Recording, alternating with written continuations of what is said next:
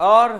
तथ्यों के साथ मुझे कहते हुए गौरव है कि हमने 100 से अधिक research and evidence based medicine जहां तैयार की, वहां पर जो हमारी परंपरागत रस रसायन भस्म पाक पिष्टी अवलेह चूर्ण आदि की जो शास्त्रीय औषधियों की परंपरा उसको भी हमने बरकरार रखा। हमारे मुख्य साइंटिस्ट अनुराग वार्ष्णेय जी सहित हमारे डॉक्टर राम गुप्ता, हमारे ललित जी, हमारे आदरणीय बंसल जी, हमारी पूरी टीम है जो मुस्तैदी से इस काम में लगी हुई है। लगभग 500 हमारे साइंटिस्ट हैं और लगभग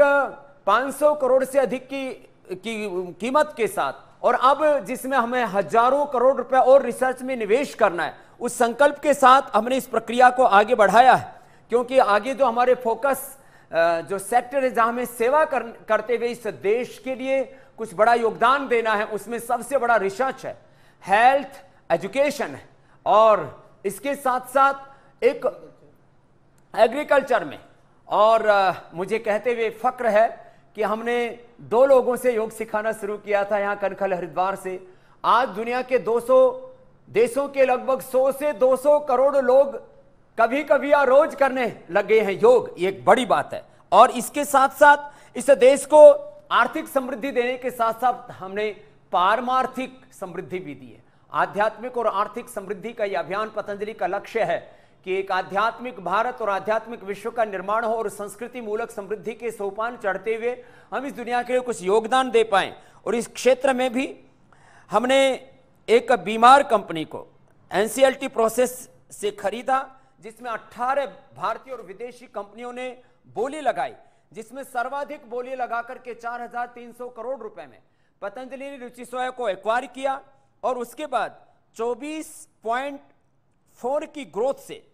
उसको हमने 16,318 करोड़ रुपए का उसका सालाना टर्नओवर करके 1,018 करोड़ का एबिटा उसमें जनरेट करके,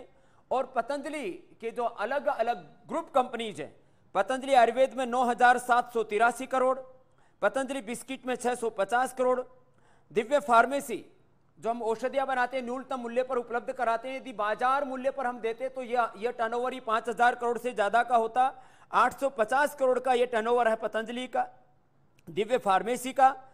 और परिवहन 548 करोड़, ग्रामोद्योग जिसमें हम ग्रामीण अर्थव्यवस्था को ऊंचा उठाने के लिए प्रयत्न कर रहे हैं वो 396 करोड़, पतंजलि एग्रो जो एग्रीकल्चर और दूसरे कार्यों में भी पूरी तरह से श्रद्धेय आचार्य जी के मार्गदर्शन में संलग्न है, 1600 करोड़। कुल मिलाकर के 14,000 करोड़ से अधिक पतंजलि और रुचि सोया का मिलाकर के 30,000 करोड़ रुपए से ज्यादा की इस देश की आर्थिक समृद्धि में पतंजलि ने योगदान दिया है, जिसका आगे लक्ष्य बहुत बड़ा है। और 2025 तक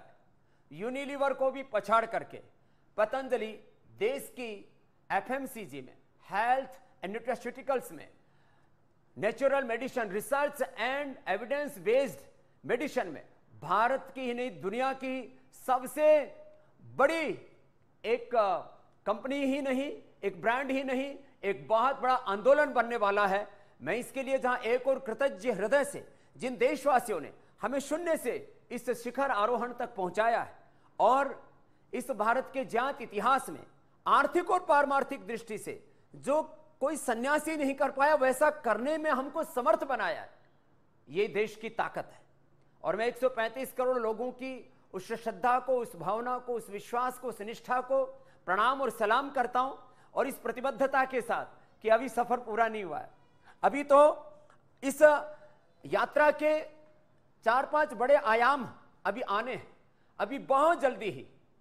रुचि सोया का एफपीओ हम लेकर के आ रहे हैं 4,300 करोड़ रुपए का, और उसका उद्देश्य भी है सामूहिक समृद्धि और सामूहिक सेवा का एक नया विश्व कीर्तिमान पतंजलि की ओर से बनने वाला है, जहां हम एक और अपने शेयर होल्डर्स जो जिन्होंने लाखों लोगों ने निवेश किया और आगे करने वाले हैं, उनका लाभ करते हुए जो हमें लाभ प्राप्त होगा उसका 100% चैरिटी के लिए इस्तेमाल करते हुए एक और सामूहिक समृद्धि और दूसरी तरफ सामूहिक सेवा का एक कीर्तिमान के अर्थ परमार्थ के लिए होता है। प्रॉस्पेरिटी फॉर चैरिटी ट्रस्टीशिप के सिद्धांत के आधार पर पतंजलि इस लक्ष्य को लेकर के आगे बढ़ रहा है। और लाखों करोड़ रुपए का तो तेल हम इंडोनेशिया, मलेशिया से लेकर के बाहर से मंगाते हैं, चाहे पाम है, चाहे सोया है, चाहे सन। इस देश को एडिबल ऑयल में आत्मनिर्भर बनाना और इसके लिए पतंजलि की एक बड़ी भूमिका होगी, रुचिश्रेया की एक बड़ी भूमिका होगी। अभी तक लगभग 5 लाख लोगों को हमने रोजगार उपलब्ध कराया। चारों तरफ कोरोना से लेकर के तमाम आर्थिक चुनौतियों और संकटों के बीच में देश में कई प्रकार के प्रश्न उठे, लेकिन पतंजलि ने लगभग 5 लाख लोगों को प्रत्यक्ष और परोक्ष रूप से रोजगार उपलब्ध करा करके इस देश के लोगों का उपचार और उपकार की भावना से जो सेवा का काम किया वह तो एक था ही। अब इसके आगे देश को एडिबल ऑयल से लेकर के, और मैंने कहा सभी रिटेल, एफएमसीजी और हेल्थ सेक्टर में आत्मनिर्भरता के नए सोपान चढ़ते हुए लगभग 5 लाख किसानों से लेकर के गरीब मजदूरों से लेकर के मैन्युफैक्चरिंग से लेकर के डिस्ट्रीब्यूशन तक के काम में करीब 5 लाख लोगों को और आने वाले 5 सालों में पतंजलि के रोजगार देने की कार्य योजना है। और रिसर्च के साथ साथ हेल्थ और एजुकेशन में भारतीय शिक्षा बोर्ड और 1 लाख विद्यार्थियों की क्षमता के साथ, जहां दुनिया के 200 देशों से बच्चे आकर के यहां पढ़े और एक्सपो कैम्ब्रिज हार्वर्ड से भी बड़ा जो हम तक्षशिला नालंदा का उदाहरण देते हैं, वो एक पुनः उस स्वर्णिम युग की पुनः प्रतिष्ठा के संकल्प के साथ 1 लाख से ज्यादा बच्चों का एक विश्वविद्यालय वो आने वाले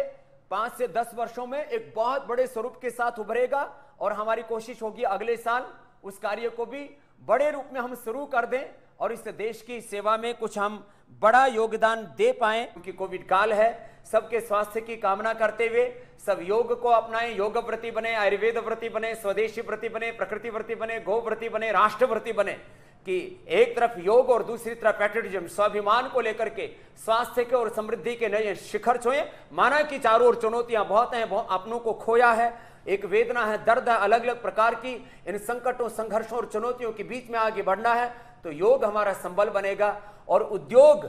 हमारा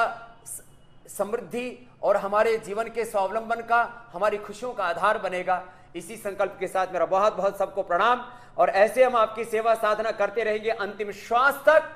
रक्त की आखिरी बूंद भी इस भारत माता की सेवा के लिए समर्पित रहेगी। और जो देश के करोड़ों लोगों ने हम पर विश्वास किया है, हम उसको और ऊंचाई देंगे और भारत को दुनिया की सबसे बड़ी आर्थिक और आध्यात्मिक महाशक्ति बना करके ही हम रुकेंगे, चाहे इसमें 20, 25, 50 साल क्यों ना लग जाएं। और हमें विश्वास है 2040-50 तक ये भारत दुनिया का सबसे बड़ा शक्तिशाली राष्ट्र बनेगा। नमस्ते, धन्यवाद, भारत माता की जय, वंदे मातरम।